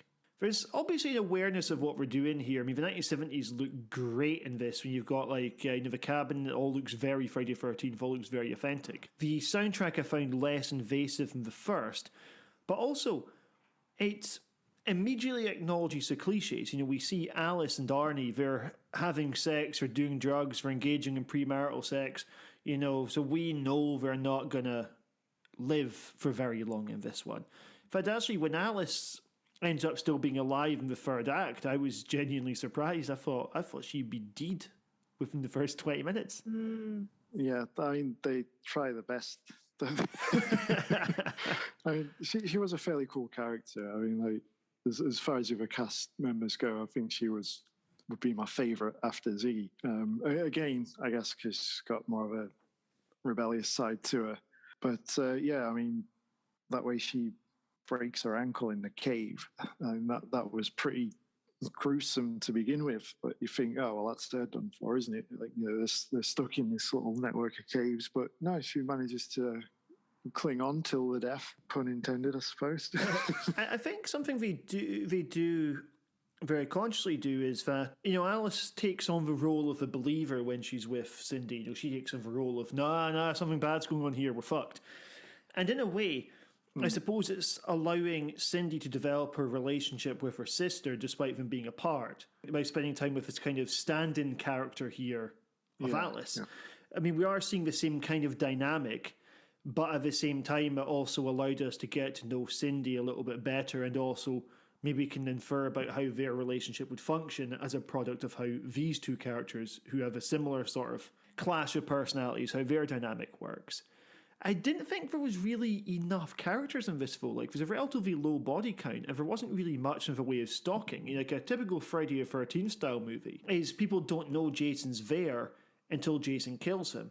Whereas in this, we have a fairly limited set of characters, and they all sort of find out about a couple of them find out about this together. And, you didn't really have a sort of, this person's being watched, well, they die now, because we don't know who. There's a lot of nameless characters. And what we sort of lack, I suppose, is some of the kind of fun that I would associate with slasher films. Yeah, you're right. That normally you would be at least somewhat acquainted with pretty much the entire population of the camp, wouldn't you? But I guess there's a few too many people there at this one to do that. So you've just got your handful of main characters. Although one of them becomes the actual killer anyway, which... is again a fun little twist on the slasher aspect of it, having that supernatural element. I mean, it was in line with what they built up with the lore that this is a place where people just go raj one day, you know, where people snap. So you're not going to get the same sort of thing of like, oh, you know, the councillors are too busy making love while the poor boy drowned or anything as a backing story. The problem with this is it takes away the agency of the villain. It takes away the agency of the person below the sack. But I did like that we're able to personalise the conflict quite a bit for the protagonists here. And there are a couple of little moments building up to where Cindy's boyfriend gets turned into the killer, I suppose. You've got the camp nurse. She finds out that it's his name on the stone wall of, you know, the list of people who are going to be doing the witch's bidding. So she tries to kill him. That was a fun little moment. That kind of built up a bit of intrigue. So it did have its own little twist on the, you know, old school slasher format. So I think it gains where it loses, I suppose. There was something very cool just about the basic idea of this, of using a sequel to kind of jump back 16 years here, you know, to flesh out some of the characters in this. And I just think, again, mentioned this at the beginning, there's something just really interesting about this. It makes Fear Street feel like an actual event series. And I would have liked to have seen it being more faithful to the 70s template. You know, I would have liked to see this being, if you pardon the expression, a bit more camp, rather than being quite dark, I guess, for much of the second half. With far too much, by the way, spent under the ground in those caverns. They were in those caves for fucking ages. I know, I thought it was quite a good idea to sort of spend time underground as well. I didn't really expect that to happen, so that was an interesting angle, especially when Alice starts seeing all the different victims. That was pretty interesting. Yeah. And then the struggle then to try and get out, and the fact that they're actually underneath the buildings. It's been done many a time in film where there's sort of a wall or a floor between one set of characters and then others that are fleeing danger. Do you know what I mean? And there's a struggle to sort of get them to safety. Although getting above ground isn't actually the best place to be, I don't think. I think it's probably better being hiding under the toilet. Something I was wondering is the... by the way, that toilet scene, brilliant. Yeah. Very, very good fun. The way that you've got this wall and, you know, the monsters and stuff, the stuff can all come up, people flip different names on the wall. I was like, why doesn't the witch just, like, resurrect everyone at once? We know that she can do this because she does it in the end of the film. It's the sort of thing, if you introduce a power very late in the day that the person could have been using all along to get their job done. I suppose it's like the Eagles in Lord of the Rings, though, right? Yeah, again, I think it's one of them where the finale ties up those loose ends for you, doesn't it? Like, it's, again, the film on its own is fine. It works well, but it's just somewhat lacking. But when you watch it as part of the series as a whole, you think, yeah, again, that works. It works to its advantage. So, again, you can't really watch these as a standalone film. I was surprised at how emotional it got. Like, for me, this was this is the weakest film in the series by a fair margin. I think there's way too much second act slowdown. It seemed to take ages for a direct threat to come in. And when we did have a, like, say for instance, when we've got Ruby Lane's mum coming into it, you know, it's just, it goes from nothing to 10 like that. But for the proper threat to come in, it seemed to take far too long when you add on the intro sequence. But at the same time, I thought the ending for this was really, really powerful. Like, there's something tragic about knowing that one of his sisters will die from the very beginning of it. And when we watch him getting absolutely brutalised, you know, I've seen some people online moaning that this scene was gratuitous. It was horrific, and so it should have been. You know, this series, it kills people that we like in it. It is quite violent. You know, a lot of the time in, like, Friday the 13th, you're looking for money shots because you don't really like the characters in them. Whereas here, you know, it's characters that you do like with quite horrible, quite blunt and relatively realistic things being done to them. You know, like an axe in the head is a lot nastier to see than a harpoon gun where it comes towards a camera in 3D. And I think they did a really good job of showing the consequences. And then we've got a couple of bits where we're seeing the main sort of theme of correcting injustices from the past. You know, we see the different generations speak to each other. Like we have the song Sweet Jane playing again during a romantic scene, although this time it's the 60s, the classic Velvet Underground version, as opposed to the 1980s version. And then we have both versions of A Man Who Sold the World playing, you know, to guide us between these two different eras. David Bowie one, of course, the superior Nirvana one. You know, we're seeing echoes of the past and the present, and we're seeing how all the pieces fit together.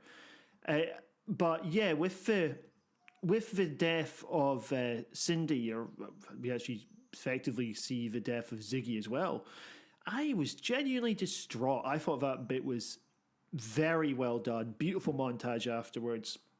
Excellent. I was in fucking awe for a few minutes. Yeah, I think it works so well as well because you know one of them survives, but you're thinking, well, one of them's got to get away here. You know, when you see them both just getting absolutely hammered to shit, like you think, oh, okay, well, what's going to happen now? You know, because you're pretty much watching the whole film knowing that one of them's going to die, and it's implied that it's Ziggy that's going to die as well. So, yeah, I think that's what makes that last part even more shocking than what it already is. That, and you've got that creepy kid with the mask and the baseball bat.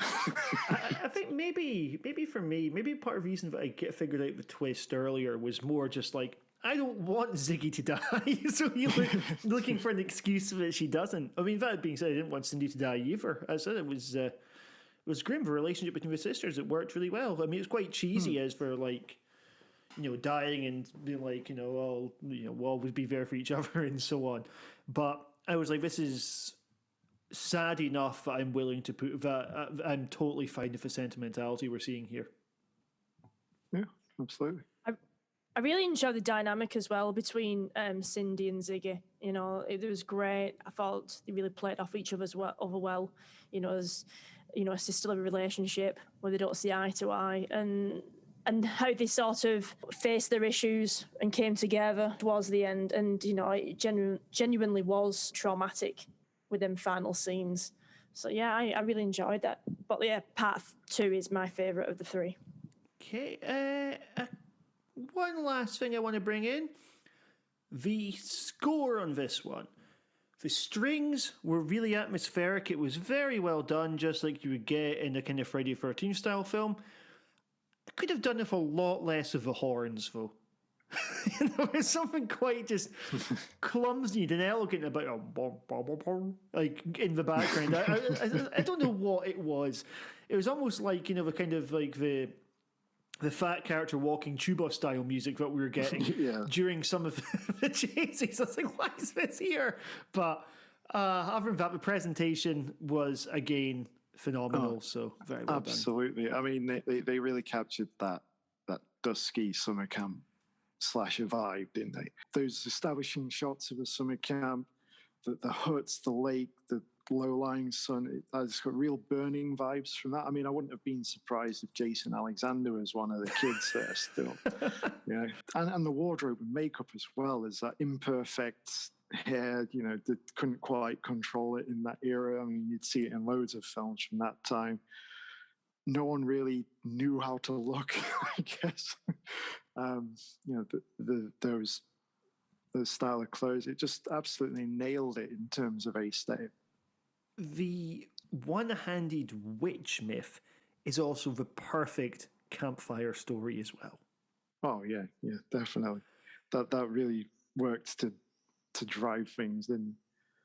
And speaking of one-handed witches, let's move on to Fear Street 1666.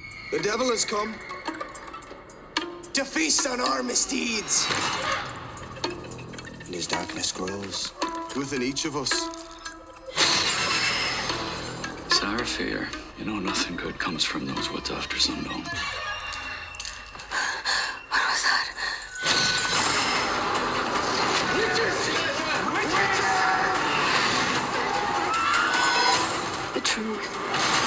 will follow you forever. Now we end at the beginning with a trip to 1666.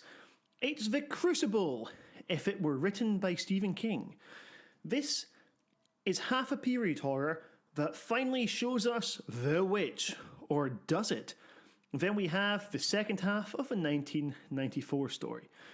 Transcendent, ambitious, and I would say pretty interesting for the most part. Jim, what did you make of 1666? Overall, I thought it was the stronger film of the series. Starting off, I couldn't help but find parallels to Back to the Future 3, to be fair.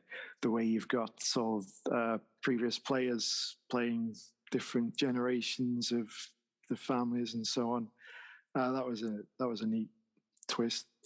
I suppose you could draw a few other similarities to Back to the Future 3 as well, as I'm sure we'll get to a bit later on as we discuss it. Overall, it was probably, well, I wouldn't say any of them were scary, but it was probably the least gory, least violent of the 3 films, but I found it the most interesting. It definitely had more of a culty kind of vibe. You've got the backwards, brainwashed religious village, which is probably the creepiest part of it. I mean, really, the underlying story here is, you know, a lesbian couple can't be together because the backwards mentality deems it so. I mean, like, their crime is actually punishable by death, it seems. And yeah, that I think that is the worst part for me. Is it just, you know, gets under your skin and boils your piss at how horrible these people are.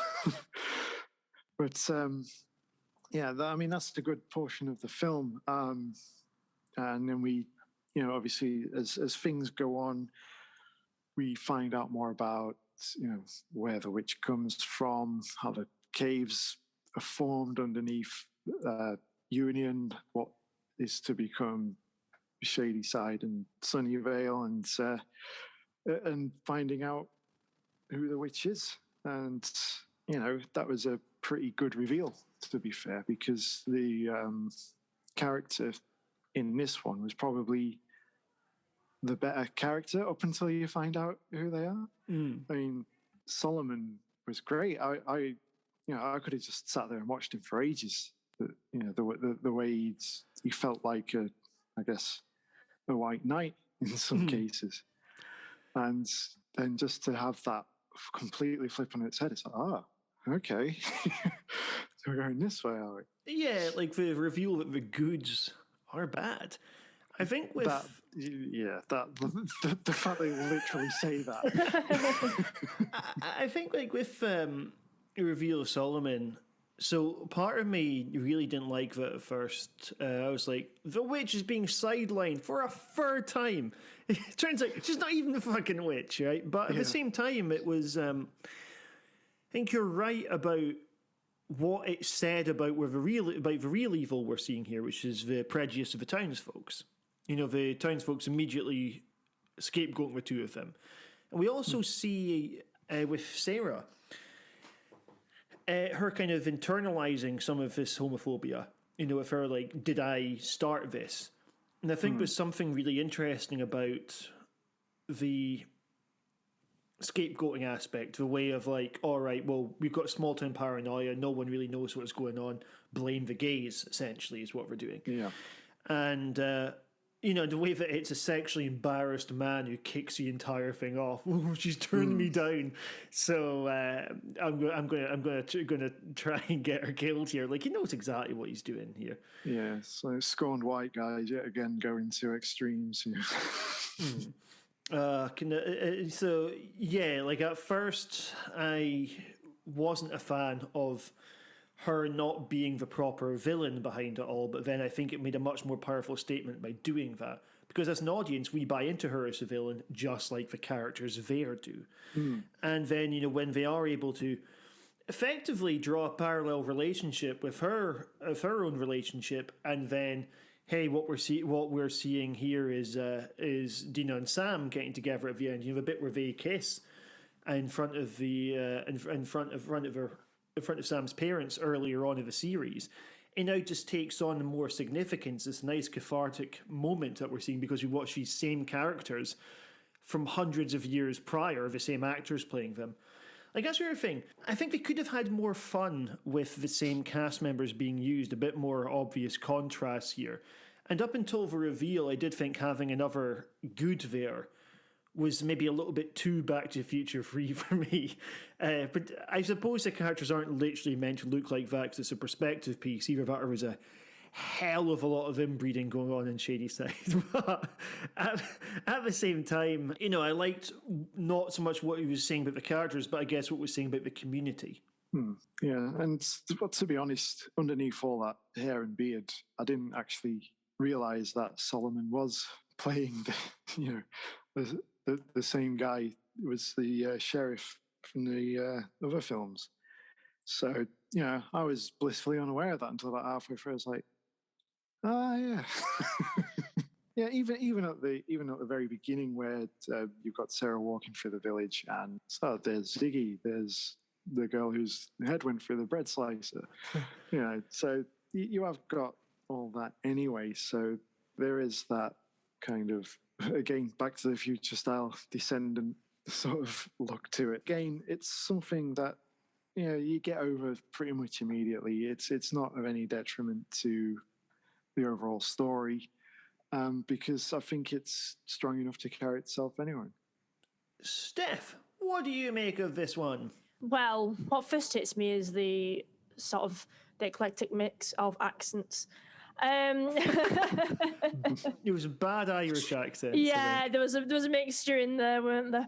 I think it would have been nice to have seen a bit more development with the other minor characters. So obviously we had the actress who played Kate, and the actor who played Simon from the first films, Ziggy, sort of being character, and Cindy, of course, are being characters in this one that were sort of mates of Sarah. They're all sort of pally and hang around each other all the time. But I'd like to have seen a bit more of them having like an input into it. They just seem to just be in the background for a lot of it, really. It felt like a bit of a wasted opportunity there. It was interesting to see Tommy from the previous film, who obviously turned into a sack-headed killer, being Mad Thomas, who's completely off his rocker, has the worst sort of teeth in history of man.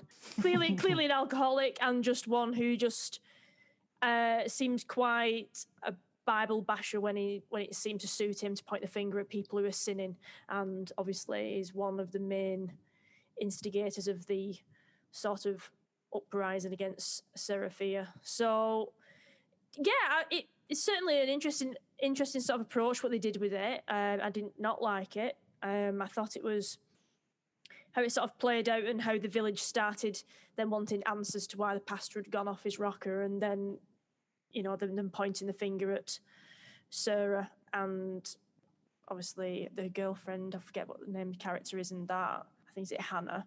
Yeah, it was Hannah. Yeah, and how, like you just said, the guy who tried it on got turned down is the one who pointed the finger, and I think it reminded me a bit of Apostle, what we kind of we talked about in the podcast a few weeks ago. It's that sort of island cult mentality, small village, Bible fearing, God fearing, and anything that they decided was a sin or was, a deviation or what have you, which is obviously completely wrong, but that's what they got in their heads and pointed, rather than realising actually something sinister's gone on here. They've just gone for the easiest thing that someone accused them of being and fully believed in that.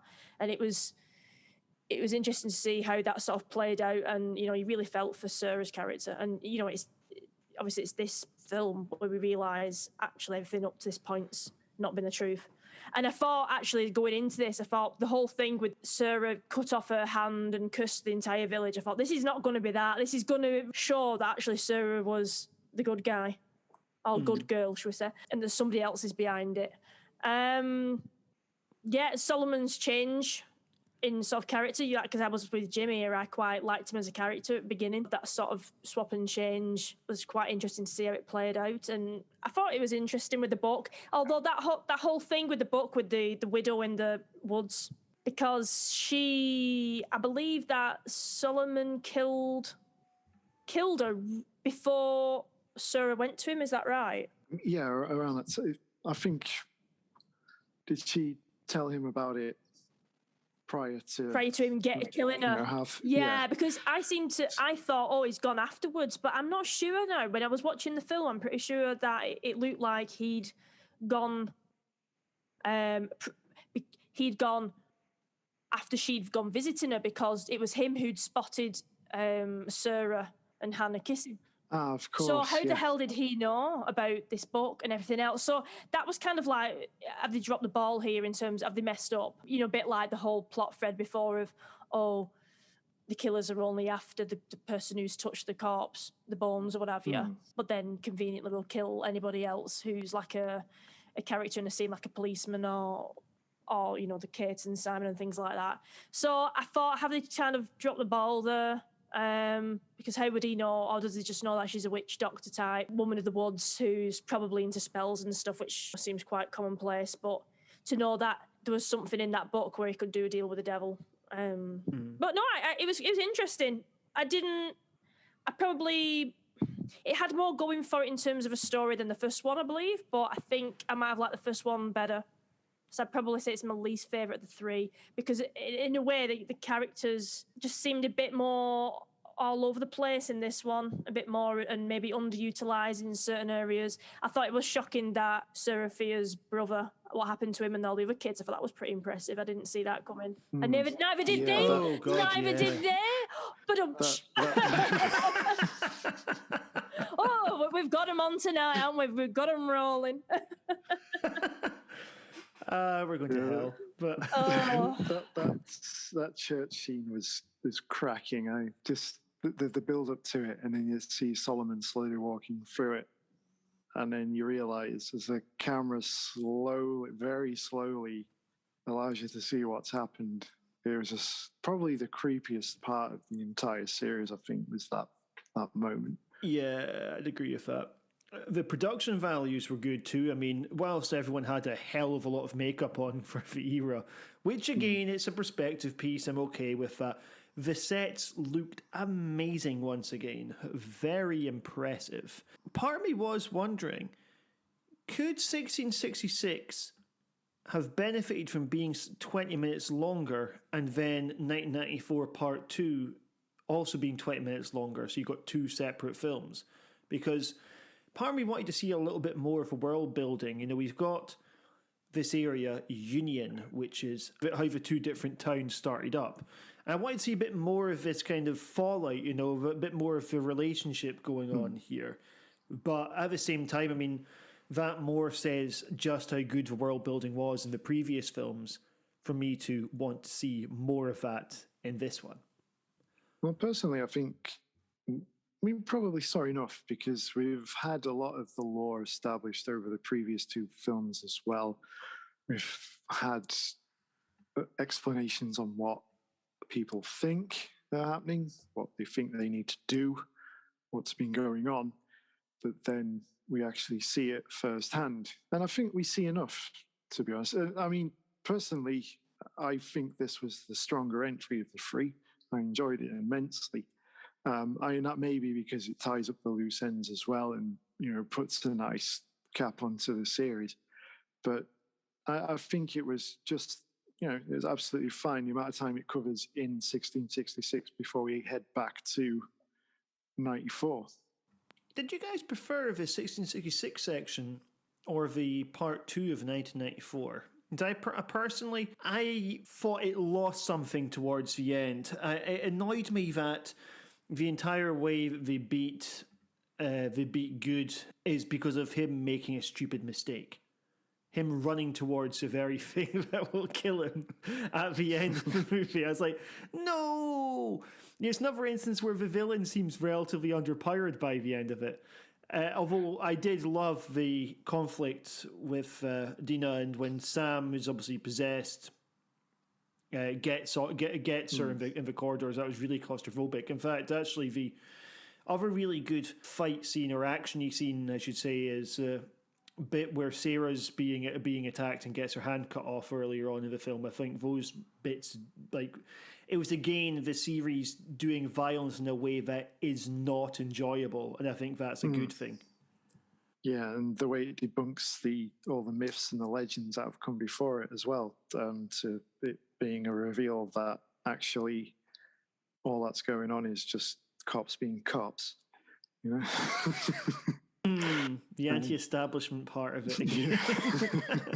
Oh, I liked we've got Martin, the guy from the mall, where him and Josh is a bit of a bromance coming here after we saw.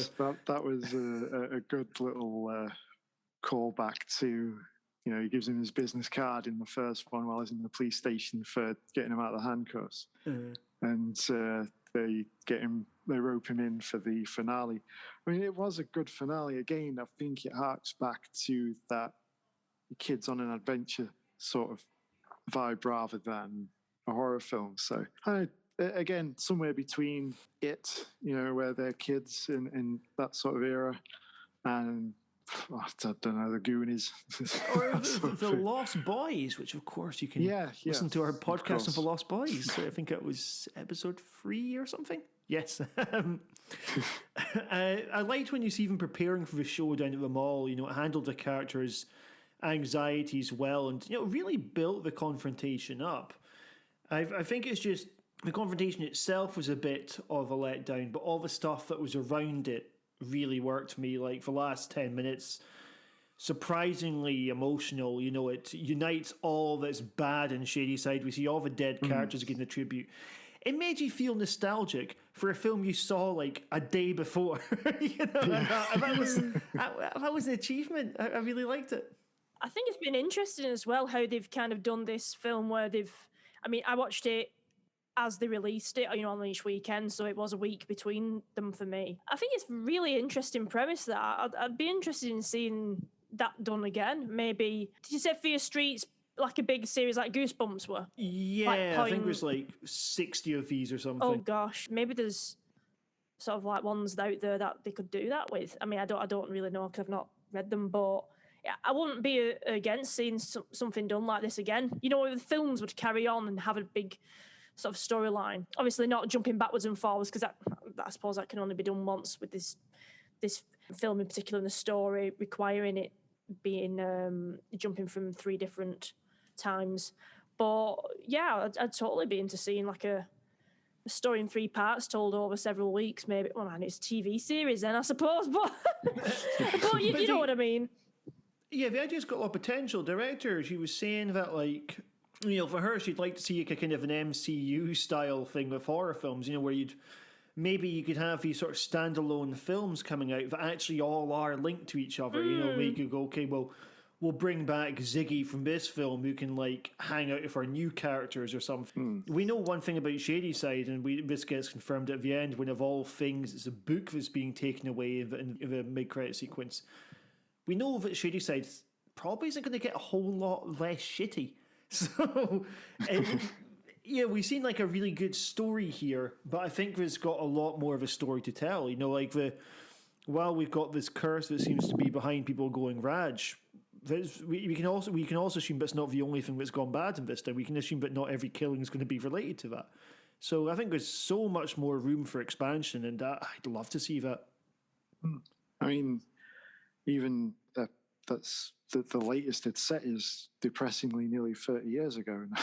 So, I mean, there's still a lot of room for stuff to happen between then and now. So there's a whole lot of ground to cover, I suppose. And then you've got the potential for discovering the backstory of a few of the villains we see in this that aren't really covered. Was it Ruby? Sorry. The one with the switchblade. I mean, we see a lot of her backstory and a couple of the others, but then you've got the less descript villains that appear just looking menacing. Oh yeah, there's some really cool designs at the end there. Absolutely. Which also reminds me of in the finale where they're trying to trap them individually to stop them getting to Dina. And then obviously things don't go exactly according to plan. So they say, what now? More plan A. So they cover the villains in the blood mixture. They carry her. Yeah. They all start attacking each other. That was pretty inspired. I did not see that coming. Yeah. That was a really neat little move. Agreed. This one I thought had the best score out of any of them, on the grounds that the focus on traditional instruments as opposed to horns or just pop songs meant that the 1666 became really immersive. I thought the traditional instruments sounded awesome. We have a bit more of a kind of 90s music coming in towards the end. We end on the song Gigantic by the Pixies, which is very well chosen. I thought, again, this finale, it really brings everything together very nicely. I've sort of talked myself into maybe thinking this probably is the best one. It's either going to be this or the first one for me. This is normally we'd reach a bit where we go, what's your rankings? It might be quite obvious what all our rankings are by now. But I like this every bit as much as the first one. I've spoken myself into that position. Yeah, the Pixies track at the end was good, although it was preceded with Oasis, which, we're kind of worn out at this point. Although you say the score overall was better, but when they're emerging from the witch hole in that mansion, it did sound very 90s cable porn, I've got to say. What have you been watching, Jim? Yeah. That was 30 years ago. Oh, so God. so 30 years ago, Jim was not one of the porn magazine of the bush type people. I say 30 years ago, he would have been like 6. So that's it. Either way around, the it's not. 90s was 30 years ago, let's put it that way. Can I just say, how the heck is it almost 30 years ago? To 1994. That is mad. That is crazy. It's true. There is. I will not mention where. People don't know. I'm a lecturer when I'm not recording podcasts, and there's a point where I really showed my age. I was talking about flash bulb memories, which is basically memories for particularly emotionally charged events, be them personal events or events of cultural significance. Like, for instance, where were you when John Kennedy died? So I was using our generation's example. I went, for instance, I'm sure a lot of you will never forget where you were when you learned about the 9/11 attacks. Quick pause, and I realised these are first years. None of them were fucking born yet. So it's like a smug mature student putting up her hand going, yeah, I tell you exactly where I was. The rest of them were like, what? And I suppose nowadays, when I was trying to think of what the modern equivalent would be in terms of just something with a very large-scale significance. And you're going, well, a lot of these we just sort of find out about in our mobile phones. There's not that sort of quick switch of telly on sort of things. But yeah, anyway, long way of saying that for me, the 90s will always be 20 years ago. It'll always be 5 years ago. Yesterday. Absolutely. Like the idea that we're having a 20th anniversary of 9/11 and I'm like, I still remember hearing about that as if it happened a decade ago. And, it's, how time makes fools of us all. In many ways, one of the themes of this franchise, with the idea of throughout across time, we're seeing stigma, we're seeing women being scapegoated as witches. I suppose Sarah's story connects with both Dina's story and also Ziggy's story. And we also see a lot of history repeating as well, even if it's just, similar shots, actions, but everything seems to be on a loop.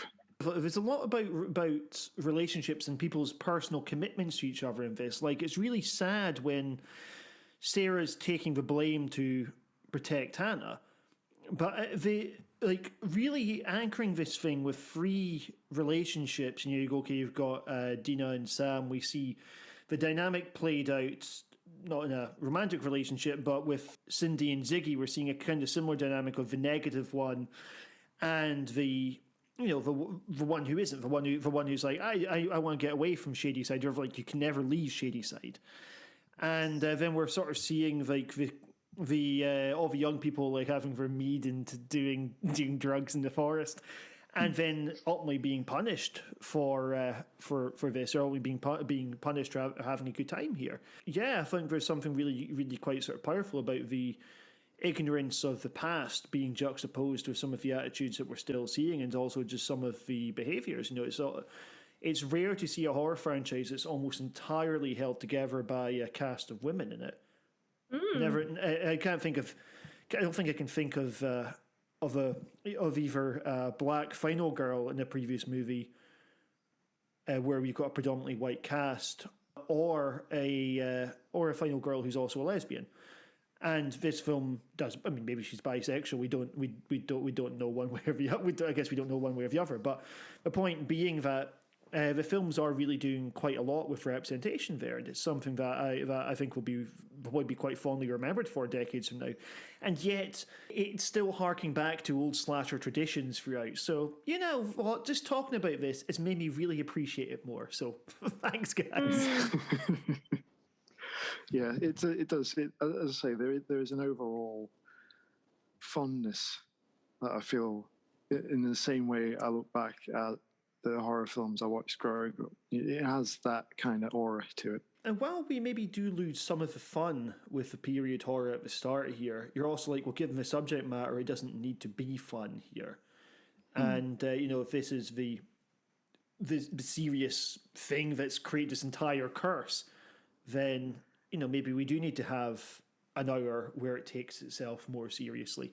Would have liked it if the dialogue was either more of the period or more modern colloquial, but it finds a really awkward halfway point between the two. Well, I like the characters and performances enough that didn't bother me too much. Yeah, I think that the film itself is strong enough to get over that little bump in the road, I guess. So let's rank these. It should be obvious to everyone, but for me, the weakest one, and by no means a bad film, was the second one, which I'm going to give 3.5. I'm going to give both 1 and 3 4 stars, and I think the third one just tops it. Yeah, I would go with 3.5 for 1 and 2 for me. Overall, great films as a series, but watching them as standalones, I thought they were entertaining, but nothing more. Part 3 gets 4 stars. Definitely a stronger entry, much more engaging, and ties up the series nicely, caps everything off brilliantly, and perhaps makes you look back a little more fondly at the previous 2 parts as well. Yeah, I mean, the actual viewing experience of all 3, I would call a 4-star experience. Overall, yeah. Steph, what about yourself? What was your ranking? Well, like I say, with the first one, I thought it was, nostalgic in a way. I like to see sort of the nods and the love, like a love letter to horror movies that we grew up with. So I think I'll give that, and I'm sorry, I'm going to go into the marking out of 10 because I can't honestly give any of these 4. I will give that 6.5. Part 2, I will give 7. I just thought that was the better written film. The pacing seemed better for me. I like a film that sort of like takes its time and sort of builds up the characters, and I got into the feel of it more. The whole camp of the young kids running around, and just the entire sort of sentiment of that I really got on board with. So that is my favourite, and my least favourite is the part 3, which I'm going to give 6 out of 10. It was just in parts just a bit all over the shop, but it did have redeeming features. I also thought it was sad as well for Ziggy in the part 2 of the 1994 at the end of the third one, because after that experience, we get the impression that she's lived a very solitary life, locked in her home. Because if you remember, she was locking her door and had them alarm clocks going off every 5 minutes for everything. And it's in the shopping centre when she gets told by Dina that good is bad. So soon she realises Nick, this guy who, sort of bit of flirtation going on, there's sort of something happening, probably possibly her only potential sexual relationship that she had as a teenager that she's ever had was kind of built on nothing, and that he was actually responsible for her sister's death. So I thought that was quite upsetting and traumatic for that character that never, that I think he got pretty much scooted over pretty quickly, obviously, because they had to deal with all the the resurrected killers that were on the way to kill everybody. But yeah, so I'll give that one 6 out of 10. So my favourite is the second. Cool. All right, folks, we're just going to start drawing this to a close.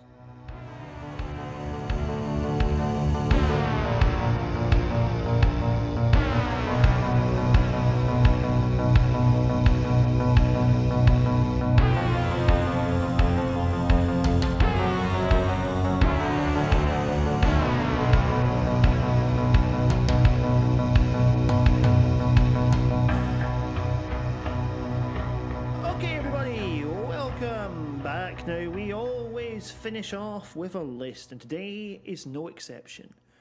I mentioned at the beginning that I am more familiar with the Goosebumps books than I am with Fear Street, so I want to focus upon the kid aspect here.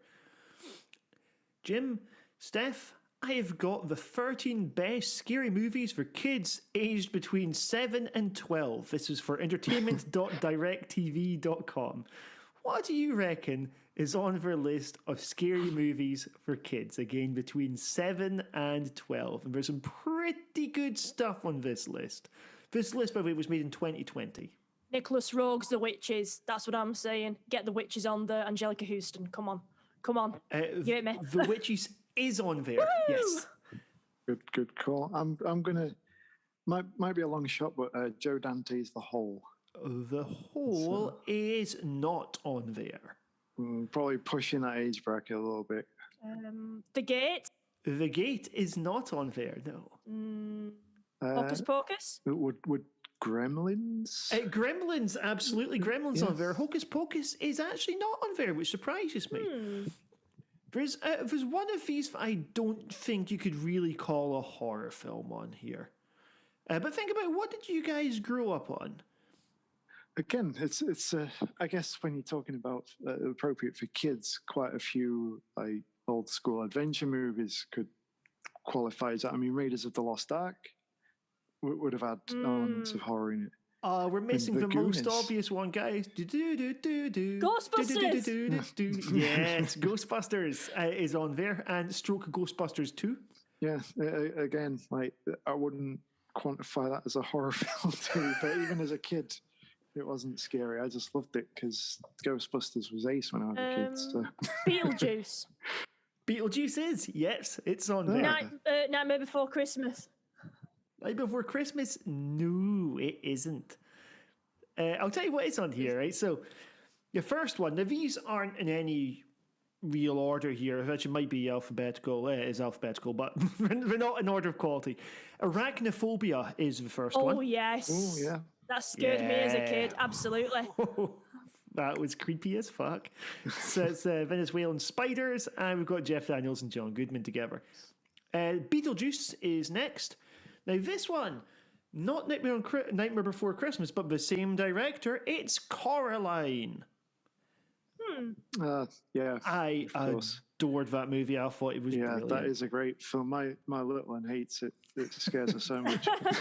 You should be an expert on this, Jim. You've got a little into actually. Well, I'm trying to look at my Blu-rays, but I've got stuff in the way, and I'm not wearing my glasses, so I'm struggling a bit. I imagine that must be one of the fun parts of parenthood, kind of introducing kids to these films. Oh, you know, absolutely. I mean, my little one loves Roald Dahl, but is terrified by The Witches. She hates that film as well. Like, just obviously, when they take off their masks, she just can't deal with it. So it's I'm just trying to, because I've got Coraline on my shelf there, but yeah. The next one is one that I was a bit too old when I first saw this, and I think part of the magic was gone. But it's the 1982 film The Dark Crystal. Yeah, again, like, what do you class that as a scary film? I mean, the costumes can be quite creepy. The Skeksis are pretty damn minging, really, aren't they? Yeah, I guess if we're pushing that, then would the Labyrinth be on there? Yeah, that's what I Labyrinth thought. is, yep, it's on there. Next was Ghostbusters 2. Keep in mind, of course, the Ghostbusters 2, the novelisation was written by R.L. Stein. Everything comes together. How about A Christmas Carol, right? Muppets, right? Now, there's elements of that scared me, and it was them two sort of ghost Marley, and they're singing Marley, Marley, ooh! Oh shit, I'm frightened me that. And Michael Caine's singing. Yeah. That film was so joyful. I was a big fan. It's a great film. I love that film. It's brilliant. Michael Caine having more fun than anything else I've seen him in. With Ghostbusters and Ghostbusters 2, obviously the first one is a better movie. I'm not going to do a hot take and say it isn't, but I really liked the painting in the second one. Thought that concept was really cool, and as a kid, scared me. Yeah, I think it kind of resonates with me that bit more because that's when I was growing up. I was into the cartoon, had all the toys, and then the second film came out when I was old enough to go see other pictures. So, you know, that held a special place for me. I had it on videotape, watched it all the time. So, yeah, obviously the first is better, but the second one, it's just one of those that you look back on fondly and just has that look about it. I agree with that. I just reckon as well, is The Mummy on the list? Brendan Fraser. No, it's not on the list. Tell you what is on the list next. Very apt. Goosebumps 2. Yeah, fair enough. Yeah. It's my personal favourite, so Gremlins and Gremlins 2. I think I would go as far as saying Gremlins is my way into horror. It was either that or the movie Watership Down. Oh gosh. Just because I don't know which I watched Is first. that on the... Probably watched Watership Down first. It's not, no. It should be. How about Jumanji? No, but there is one that starts with a J. Dun dun. Oh, Jaws? Dun dun. Yeah, That's not Jaws a kids' is on movie, here. is it? I think you can watch it with kids. It might be a little bit slow for them, but I think... I remember watching that with my dad when I was a kid. I used to love watching What Jaws. certificate is it? All of them. It's a PG. Is it? Yeah. Like, it's very... Like, don't be wrong, the shark is threatening in it, but we really don't get much on-screen violence at all. Bloody hell, that's traumatising, that. I didn't realise it was a PG. I don't know. I didn't know. I thought it was like a 15 or something. Bloody hell. Yeah, next one up is Labyrinth. So, yeah, Jim Henson again, David Bowie with his big crotch in it. Then we come to now this one I wouldn't call this a horror, but the Never-Ending Story / The Never-Ending Story Part 2. Yeah. They mentioned here it's the bog scene with the horse. Yeah, that was pretty traumatizing. I remember that. In fact, that is literally the only bit I remember about it, apart from the weird flying dragon dog at the end. But I think my wife would attest to that as well. That you mentioned that film, and she immediately uses that as a frame of reference. It must have scarred tons of kids back in the day. Absolutely. Probably still does. Gotta agree. We've got a couple more here. So this one, I only saw this for the first time earlier this year. Tremors. Again, would you say that's a kid's film? I mean... yeah, I think it was a PG when it came out. It was a couple swear words, I believe. I was actually going to stick that on the other day with that one, but wasn't sure because it's been a while since I've seen it. But again, I remember watching it when I was probably younger than. So. Yeah, I think it's pretty tame, really. Just the odd couple of swear words, but I don't think there's anything besides that, is there?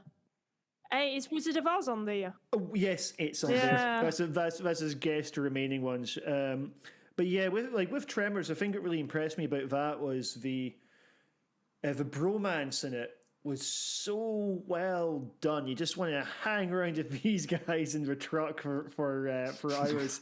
And I think it's a great movie. I've heard that none of the sequels are particularly good, and they get increasingly bad as it goes on. But Tremors, I thought that was phenomenal. So I wish I'd seen it as a kid. In fact, actually, I'll tell you another movie. I put an article about this on the website, but so I'm not going to go on about it. But Another movie that I saw as a kid that I watched this for the first time in about 20 years was the movie Almost Famous. I can't believe how good that is. I tell you what, watching it in your 30s, it is a very different experience from seeing it as a teenager. As a teenager, I was like, oh yeah, this is like a kind of rock star fantasy. And as you get older, you're like, no, it's not actually. It's it's a coming of age film where like the main part is about learning that your heroes are flawed. Learning that your heroes can be selfish assholes. So yeah, really good. I think that it could probably apply to a lot of films I loved as a teenager. And going back and looking at them again, I think, wow, this guy I thought was incredible is actually a dickhead. Because it never really romanticizes the whole life of the road thing, which it really did seem to do, but at the time. But also, like, as an adult watching this, you're like, none of these characters are particularly happy. We're not in a good place here, and maybe that's what they're really trying to run from. But you can't drive away from yourself. I guess when you're older, you've got a little bit more self-awareness. Well, at least I'd hope you would have. The second last one is The Witches, which, of course, very creepy, really good makeup in there. And the girl in the painting bit that I just came across is quite dark. Yeah, it's terrifying, that. And finally, we have The Wizard of Oz / Return to Oz. I've never seen Return to Oz, but I have seen The Wizard of Oz. And I do see Return to Oz mentioned a lot as kids' film that are very creepy. But again, I've not seen that one myself. But the original's an all-time classic. I love that film. I think I saw it too late. I saw it for the first time at age 27. And my overwhelming thought of this was, Dorothy's friends are complete fucking liabilities. It's like how much shorter her journey would have been if she hadn't had any of them. I can't stand Wizard of Oz. I really can't. I think I've seen the second one, and it involves a lot of like mirrors and that. I recall that being quite a bit frightening, but I just know.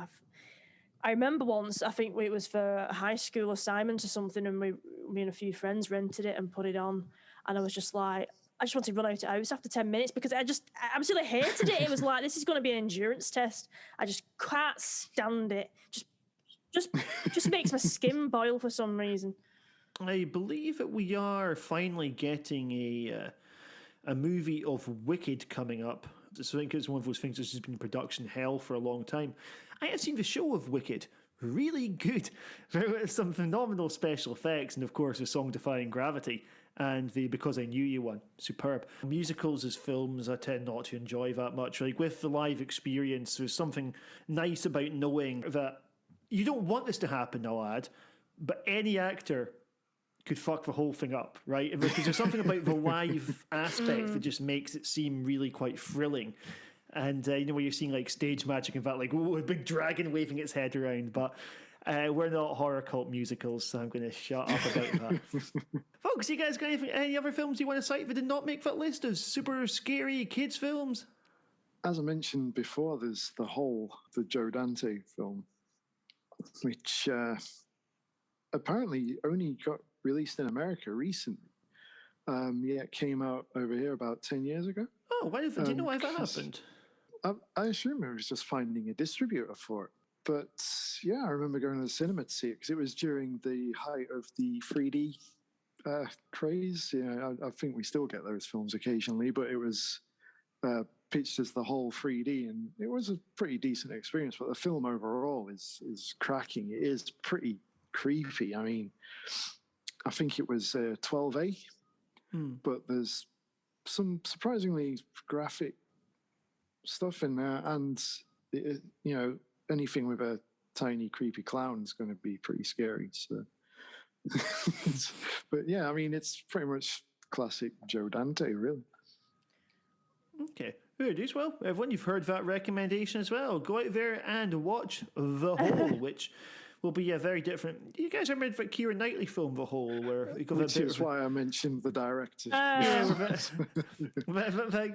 dude ends up killing his mate over a kind of Diet Coke.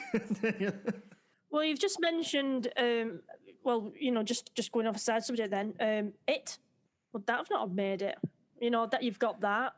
I thought that might have been on there.